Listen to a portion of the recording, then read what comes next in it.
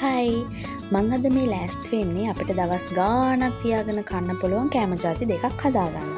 මුලින්ම අන්නාසි චට්නියක් හදමු. මං ඉතින් ඇතලිය ලිපේ තියාගෙන තෙල් ටිකක් දාගත්තා.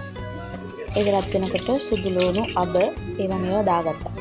විශේෂයෙන් කියන්න ඕනේ මම මේ උයන්න උගන්නනවා එහෙම නෙමෙයි. මොකද ඉතින් මේවා හදන්න දන්නේ නැතුව සුදු ලුණු ටික රත්තරන් පාට වෙනකොට මම දැන් මේ ලුණු අම මිරිස් කොච්චි රම්පේ කරපිංචා කුරුඳු වෙනස කරමුට ඔය ඔක්කොම දාගත්තා ඉතින්. ඒ ටික ටෙම්පරාදු වෙනකොට ඊට පස්සේ මං කහ කුඩු ටිකක් එකතු කරලා කලවම් කරලා ඊට පස්සේ එකතු කරේ මිරිස් 3-5. මිරිස් 3-5 ටික බැදීගෙන එනකොට මං අන්නාසි ටික එකතු කරගත්තා. මට ඒක වීඩියෝ කරන්න බැරි වුණේ මං හරියම බය කොටසක් තමයි මේ මිරිසුයි 3-5 ටික කරවි කියලා.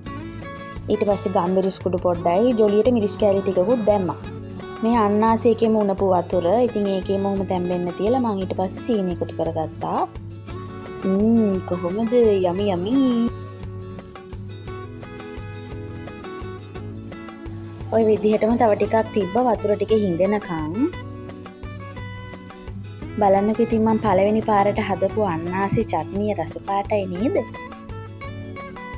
පාට වගේම රසයි හොඳේ.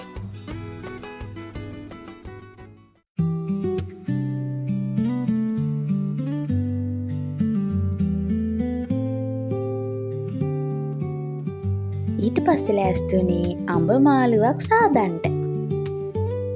එලෙස කෙලස කියලා බෑනේ මං එලෙසම ඇතිලියක් ලිපේ තියාගෙන තෙල් ටිකක් රත් වෙන්න තියලා ඒකට අබ සුදු ලුණු එකතු කරගත්තා. ඔලු හාලුත් දැම්මනේ. පෙර ලෙසම සුදු ලුණු රත්තරන් පාට වෙනකොට ඔන්න ඔය ಜಾති ටික එකතු කරගත්තා.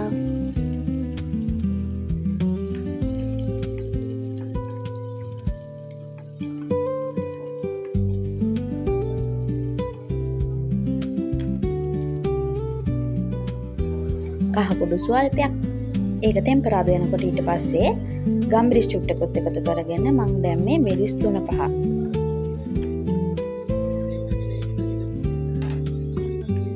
ඒකෙත් ඉතින් අඹ ටික දාන එක ගන්න බැරි වුණා. ඔය විදිහට අඹ ටික දාලා ඒකටම වතුරක් දාලා ලුණු කුඩු ටිකකුත් දාලා වහලා තිබ්බා හොඳට තැම්බෙන්න.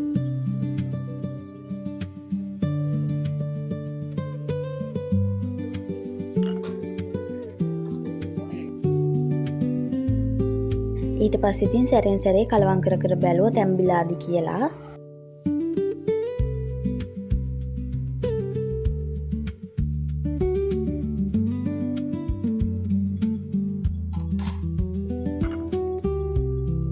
දැන් නම් ගානට තැම්බිලා වගේ හින්දා මම සීනි එකතු කරගත්තා.